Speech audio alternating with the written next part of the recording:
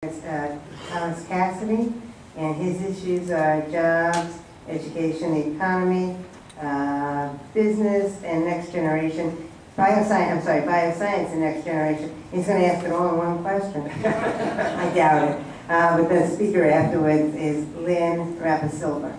Sure. Hello, how are you? Hi, Governor, how are you? Good.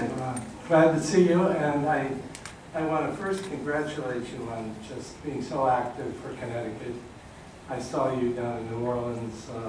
Couldn't believe you were standing next to Gina. Yeah. And you're everywhere. Hey, wasn't that team? I mean, we should be very proud of the women's basketball team. We should also be proud of that we had a final, Frozen Four final with Quinnipiac and Yale won. I mean, to have two teams from our state fighting for a national championship was in one way. So in 1 week we came away with two. It was pretty remarkable for our little corner of the world.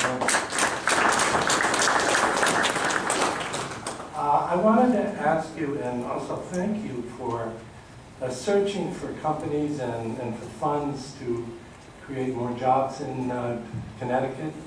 And I'm interested in this $6 billion Special Projects Bioscience Fund that's just been approved.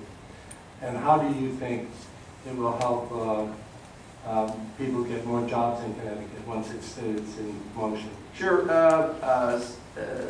Bioscience was an arena, and actually pharmaceutical. Let's just look at the pharmaceutical, bioscience, life sciences. We need to reposition ourselves in the very leadership in that area. This is a part of the economy that's growing at about 11% per year on a sustained basis. Some years greater, no years less than 11%. We had a leadership position, but we didn't make the kinds of investments that North Carolina, Virginia, Michigan, and other states were making. As a result, our positioning with respect to innovation, particularly in this medical sciences area, has actually dropped. And so we need a multi-pronged approach to reestablishing our leadership and moving well beyond that. So this is a holistic approach to economic development, which includes modernizing our universities. For instance, I'll give you a for instance. At the University of Connecticut, we want to increase the size of the school by 5,000 undergraduates at Storrs. But not just randomly. What we want to do is drive a 70% increase in engineering degrees to undergraduates at the University of Connecticut. And STEM overall, so science, technology, math, and engineering graduation rates by 42%. Now, why do we want to do that? Because we can't compete with those other states that have already done that unless we do that. And we can't support the industry that we want to grow in the state unless we do that. We also want to be able to attract companies to our state. We want to be able to attract mature companies who are willing to enlarge or come to our state and enlarge their footprint or build a footprint. But we also want to be in a position to invest in young new firms with ideas.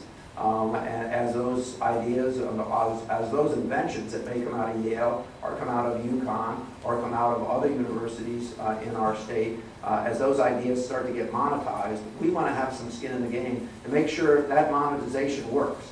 If that product is going to be sold, that it's actually designed and manufactured and has a foothold in the state of Connecticut. That's what drives this level of investment overall in our university system, and particularly with a concentration on bioscience. One other thing, this builds on what we've already done at the University of Connecticut Farmington campus in redesigning that medical school's operations and enlarging the medical school substantially, enlarging the research footprint of that medical school in operation substantially, and modernizing and bringing additional laboratory space, and attracting Jackson Laboratories to begin their genome project in Connecticut. Thank you very much for your vision. Thank you.